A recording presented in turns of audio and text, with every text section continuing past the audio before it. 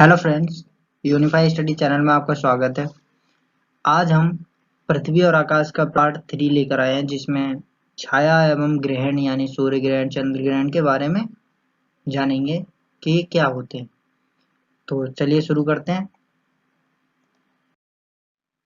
तो सबसे पहले हम बात करते हैं कि छाया क्या है। भाई, छात्रों ने सूर्य के प्रकाश में देखा होगा कि और बल्ब के प्रकाश में अपनी छाया बनते हुए देखी है। अब धूप से बचने के लिए लोगों ने छाते का उपयोग भी किया है। छाते का उपयोग जब करते हैं तो एक छाया बनती है नीचे, जिसमें छाते के साथ। अब बात करते हैं कि प्रकाश जो है जब वो सीधी रेखा में चलता है उसके कारण छाया बनती है। अगर हम छाया की परिभाषा की बात करें तो प्रकाश की किरण के मार्ग में जब कोई अपारदर्शी वस्तु आ जाती है तो प्रकाश उस अपारदर्शी वस्तु के पीछे नहीं पहुंच पाता है और उस क्षेत्र में जहां प्रकाश नहीं पहुंचता है वहां अंधेरा हो जाता है। जब प्रकाश नहीं पहुंचेगा तो वहां अंधेरा हो जाता है और वही छाया कहलाती है। अब बात करते हैं उपछाया की। तो उपछाया क्या है? जब जो अपारदर्शी वस्तु है उसके पीछे जो छाया बनती है उसके अलावा जो कुछ ऐसा भी क्षेत्र होता है जहां पर कुछ मात्रा में प्रकाश पहुंच जाता है और उस क्षेत्र में पूरी तरीके से अंधेरा नहीं हो पाता है। तो जहां पूरी तरीके से अंधेरा नहीं होता उसे हम बोलते हैं कि यहाँ पर आंशिक अंधेरा होता है।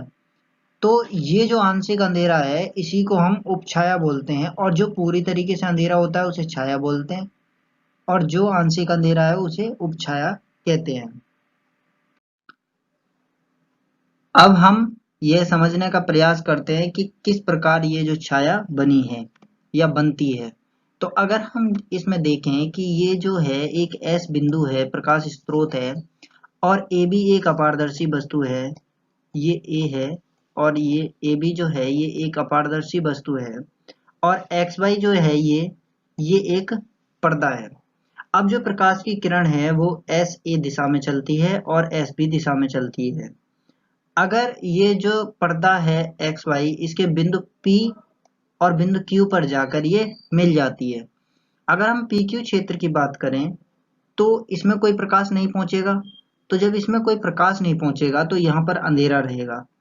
अंधेरा रहने की वजह से इसे हम बोलेंगे कि ये छाया है, क्योंकि अंधेरा ही छाया होती है, और जो छाया के अतिरिक्त जहाँ आंशिक अंधेरा होता है या जहाँ पे थोड़ा बहुत प्रकाश पहुंच पाता है उसे हम उपछाया कहते हैं। तो अब ये जो छाया है इससे हम जो ये छाया बनी है इसकी क्या क्या विशेषताएं होती हैं इसके बारे में जान लेते हैं। तो इस स्रोत के द्वारा, जो बिंदु प्रकाश स्रोत है इसके द्वारा बनी छाया की जो है वो निम्नलिखित विशेषताएं होंगी। तो पहले हम बात करते हैं कि जो छाया का आकार है वो बढ़ेगा। वो कब बढ़ेगा? जब वस्तु और पर्दे के बीच की दूरी बढ़ती जाती है। अगर इसके विपरीत ही हम देखें कि अगर हम बहुत ज्यादा दूरी कर देंगे तो आकार वैसे भी घट जाता है। एक लिमिट तक अगर हम दूरी बढ़ाते हैं तो छाया का आकार बढ़ता जाता है, लेकिन अगर हम ज्यादा दूरी कर देंगे तो छाया का आकार भी घट जाता है। अब हम बात करते हैं कि अगर प्रकाश स्रोत और वस्तु के बीच की दूरी घटाई जाए तो क्या होगा? तो इससे भी छाया का आकार बढ़ेगा। अगर दूरी बढ़ जाती है तो छाया का जो आकार है वो भी बढ़ जाता है, और आकार घटने लगता है जब ज्यादा दूरी बढ़ जाए। अब हम बात करते हैं कि जो बड़ा प्रकाश स्रोत है उससे कैसे छाया बनेगी। जब प्रकाश स्रोत अपारदर्शी वस्तु से छोटा हो, मतलब जो प्रकाश स्रोत है वो अपारदर्शी वस्तु से छोटा हो। अब जैसे कि आप देख रहे हैं कि एस एस वन ये एक प्रकाश स्रोत है, और पी क्यू जो है ये अपारदर्शी वस्तु है, और ये जो एक्स वाई है ये एक पर्दा है। अब जो किरण आरेख है यानी कि ये जो प्रकाश स्रोत की रेखा है ये छाया डीई बना रही है। ये ये छाया है क्योंकि ये प्रकाश स्रोत इससे अपारदर्शी वस्तु से कोनों से जाती हुई पर्दे एक्स वाई पर डीई बिंदु पर मिल जाती है। तो जो क्षेत्र डीसी है ये क्षेत्र और ये क्षेत्र जो ईएफ है, इस क्षेत्र में प्रकाश का कुछ हिस्सा ही पहुंच पाता है। इस क्षेत्र में बाकी ये पूरा अंधेरा होता है और इस क्षेत्र में थोड़ा सा प्रकाश पहुंच पाता है। तो यही जो क्षेत्र है इसे ही हम उपछाया बोलते हैं। तो ये जो उपछाया है वो उस क्षेत्र में बनती है जहां पर पूर्ण तरीके से अंधेरा नहीं होता है। अब जो इस प्रकार जो छाया बनती है उसकी अगर हम विशेषताओं के बारे में बात करें तो जैसे कि इस प्रकार से जो छाया बनी है उसके साथ उपछाया भी बन जाती है जब प्रकाश स्रोत छोटा हो और जो वस्तु है वो बड़ी हो। छाया का जो आकार है वो उपछाया से हमेशा बड़ा होता है। अगर पर्दे को वस्तु से दूर हम ले जाएं तो छाया और उपछाया दोनों का क्षेत्र बढ़ता जाता है, यानी कि जो छाया और उपछाया का आकार है वो बढ़ता ही जाएगा। इसके विपरीत जब हम पास में लेकर आएंगे तो छाया और उपछाया का जो आकार है वो घट जाएगा। जब प्रकाश स्रोत को अगर हम वस्तु की ओर लेकर आए, जो प्रकाश स्रोत है उसको वस्तु के पास लेके जाएं तो जो छाया है और उपछाया उसका क्षेत्र बढ़ जाएगा, यानी कि उसका आकार बढ़ जाएगा। लेकिन अगर हम इसी प्रकाश स्रोत को वस्तु से दूर लेकर जाते हैं तो छाया का आकार घटता ही चला जाएगा। अगर हम बात करें कि प्रकाश स्रोत जो है वो वस्तु से बड़ा हो, पहले हमने देखा कि जो प्रकाश स्रोत है वो वस्तु से छोटा था, अब हम देख रहे हैं कि जो प्रकाश स्रोत है वो अपारदर्शी वस्तु से बड़ा हो, तब क्या होगा कि इस चित्र में आप देख रहे हैं कि जो SS1 है ये प्रकाश स्रोत है और PQ वस्तु है। तो जो SS1 है वो PQ से बड़ा है, तो ये इसके अगर कोनों से जाएगी तो DE जो ये जो XY पर्दा है इसका DE जो क्षेत्र है, ये छोटा सा जो क्षेत्र है ये छाया क्षेत्र होगा। इसके अलावा जो DC है ये और EF ये जो है ये आपका उपछाया क्षेत्र होगा। तो इसमें आपने देखा कि जो छाया है वो काफी छोटी बन रही है और उपछाया थोड़ी सी बड़ी दिखाई दे रही है। अब हम इसकी विशेषताएं अगर देख लें कि जो इस प्रकार से जो छाया बनती है उसके साथ उपछाया तो बननी ही बनी है, लेकिन जो छाया का आकार है वो उपछाया से हमेशा छोटा रहेगा अगर प्रकाश स्रोत बड़ा है।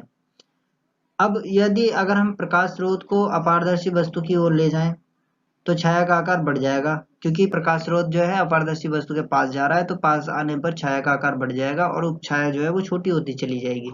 लेकिन अगर हम वस्तु से उसे दूर लेते जाएं तो छाया का जो आकार है वो घट जाएगा और उपछाया का आकार बढ़ता चला जाएगा। अगर हम वस्तु से पर्दे की दूरी को बढ़ाएं, वस्तु से पर्दे की दूरी बढ़ाएं तो एक स्थान ऐसा आएगा जहां पर बिल्कुल भी छाया नहीं बनेगी, तो वो स्थिति होगी कि उसमें बिल्कुल छाया आपको दिखाई ही नहीं देगी। अब हम कुछ विभिन्न तथ्य के बारे में जानेंगे कि जो छाया है उसका क्या प्रभाव है। अगर आकाश में जो उड़ती चिड़िया है उसकी जो छाया है अगर वो पृथ्वी के पास होती है तो उसकी छाया बनती है, लेकिन जब वह बहुत ऊंचाई पर उड़ती है तो उसकी छाया पृथ्वी पर नहीं बनती, क्योंकि जो चिड़िया यानी कि चिड़िया को अगर हम वस्तु के तौर पे देखें और पृथ्वी को पर्दे के तौर पे देखें तो जो चिड़िया है वो बहुत दूरी पर उड़ रही है और पृथ्वी जो पर्दा है वो काफी अधिक होता है, जिसके कारण छाया का आकार शून्य हो जाता है। क्योंकि अभी हमने देखा कि अगर वस्तु और पर्दे के बीच की दूरी काफी अधिक बढ़ा दी जाए, बहुत ज्यादा बढ़ा दी जाए तो छाया का आकार शून्य हो जाता है, वहां पर छाया बिल्कुल ही बनती ही नहीं है। तो ये चिड़िया के माध्यम से एक उदाहरण था जिससे आप ये समझ सके कि छाया का आकार जब चिड़िया पृथ्वी के पास होती है तो उसकी छाया बनती है, लेकिन अगर वो बहुत दूर ऊपर उड़ती हो तो उसकी छाया नहीं बनती है। अब हम जानते हैं कि ग्रहण क्या होता है। आपने देखा होगा कि जो पृथ्वी है वो सूर्य की परिक्रमा करती है और जो चंद्रमा है वो एक उपग्रह है जो कि पृथ्वी का उपग्रह है, तो पृथ्वी का उपग्रह होने के कारण वो पृथ्वी की परिक्रमा करता है। अगर चांद की कक्षा के बारे में बात करें कि जो चांद की कक्षा है वो पृथ्वी की परिक्रमा कक्षा जो पृथ्वी परिक्रमा कर रही है उससे 5 डिग्री से झुकी हुई है। ये चांद की कक्षा का झुकाव है जो पृथ्वी की परिक्रमा से केवल 5 डिग्री से झुकी हुई है। तो इस वजह से कभी कभी जो चांद है और पृथ्वी सूर्य वो एक ही सरल रेखा में आ जाते हैं, और जब एक ही तल में हो जाते हैं तो जब कभी तो पृथ्वी की छाया चांद पर पड़ती है या फिर चांद की छाया पृथ्वी पर पड़ती है, तो इसी स्थिति को हम ग्रहण कहते हैं। अब हम बात करते हैं कि ग्रहण कितने प्रकार के होते हैं। तो ग्रहण जो हैं वो टोटल 2 प्रकार के होते हैं। इसमें सूर्य जो है वो काफी बड़ा प्रकाश स्रोत है और चांद जो है और वो पृथ्वी दोनों अपारदर्शी वस्तुएं हैं। अगर हम चांद और जब चांद की छाया पृथ्वी पर पड़ती है तो उस स्थिति को हम सूर्य ग्रहण कहते हैं। जैसे कि आप इसमें देख रहे हैं कि जो चांद की छाया पड़ रही है पृथ्वी पर, ये इस तरीके से, तो सूर्य ग्रहण होता है। अगर पृथ्वी की छाया पड़ जाए चांद पर जिससे चांद दिखाई नहीं देता है तो उसे हम चंद्र ग्रहण कहते हैं। अब बात करते हैं सूर्य ग्रहण की। तो जो सूर्य ग्रहण है हमेशा अमावस के दिन होता है। ये बात फैक्ट है कि जो सूर्य ग्रहण है वो हमेशा अमावस के दिन ही होगा और जब रात में चांद नहीं दिखाई देता है। अब जब चांद सूर्य और पृथ्वी के बीच होता है, जब अगर चांद, ये मून है, ये पृथ्वी और सूरज के बीच में आ जाए तो एक ही तल में होंगे और एक ही सरल रेखा में होंगे, तो जिसकी वजह से चांद की जो छाया है वो पृथ्वी पर पड़ती है। तो थोड़ी देर के लिए दिन में कभी हमें सूर्य दिखाई नहीं देता है, तो यही सूर्य ग्रहण की स्थिति कहलाती है। अगर हम इस चित्र की बात करें तो चित्र में जो PQ है वो लोगों को पूर्ण सूर्य ग्रहण दिखाई देता है उस वक्त जब ये PQ की स्थिति में आता है, यानी कि हमें बिल्कुल सूर्य दिखाई नहीं देता है, अंधेरा सा लगता है, तो उस वक्त पूर्ण सूर्य ग्रहण होता है, क्योंकि उस वक्त जो चंद्रमा है वो सूर्य को पूरी तरह से ढक लेता है। तो जो PQ क्षेत्र के अलावा के जो क्षेत्र के लोग हैं उनको आंशिक सूर्य ग्रहण दिखाई देता है, लेकिन जो ये PQ क्षेत्र में लोग रहते हैं उन्हें पूर्ण सूर्य ग्रहण दिखाई देता है, क्योंकि जो उस वक्त चांद सूर्य को पूरी तरीके से ढक चुका होता है। अगर हम चांद की बात करें, चंद्र ग्रहण कैसे होता है, तो चंद्र ग्रहण जो है वो एक ही दिन होता है। मोस्टली जो पड़ता है वो पूर्णमास की रात को दिखाई देता है, क्योंकि इस दिन जो है वो चांद थोड़ी देर के लिए दिखाई नहीं देता है पृथ्वीवासियों को, क्योंकि चांद और सूर्य के बीच में पृथ्वी आ जाती है, जिसकी वजह से जो उसकी पृथ्वी की छाया होती है वो चांद पर पड़ने लगती है, जिसकी वजह से चांद पूरी तरीके से ढका हुआ दिखता है और हमें चांद दिखाई नहीं देता है। और इसी स्थिति को हम चंद्र ग्रहण कहते हैं, जब हमें चांद दिखाई नहीं देता है और पृथ्वी उसके बीच में आ जाती है।